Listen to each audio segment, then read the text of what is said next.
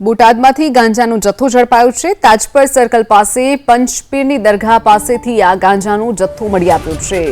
શહેનાઝ કાઝી નામની મહિલા પાસેથી ગાંજો ઝડપાયો છે। 15 કિલોથી વધુના ગાંજા સાથે 1.68 લાખના મુદ્દામાલ કબજે કરવામાં આવ્યો છે। બોટાદમાંથી એક મહિલા પાસેથી ગાંજો મળી આવ્યો છે।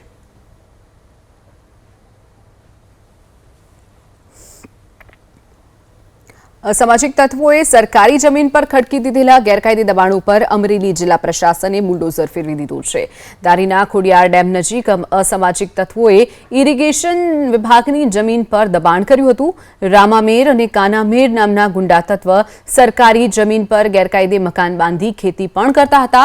પ્રશાસને આજે અસામાજિક તત્વોએ બાંધેલા ગેરકાયદે મકાન પર બુલડોઝર ચલાવી સરકારી જમીનને ખુલ્લી કરી હતી। કોઈ અનિચ્છનીય ઘટના ન બને તે માટે પોલીસનો પણ ચુસ્ત બંદોબસ્ત ગોઠવવામાં આવ્યો હતો। બંને અસામાજિક તત્વો વિરુદ્ધ પ્રોહિબિશન અને મારામારી સહિતના અલગ અલગ પોલીસ સ્ટેશનમાં 8થી પણ વધુ ગુના નોંધાઈ ચૂકેલા છે।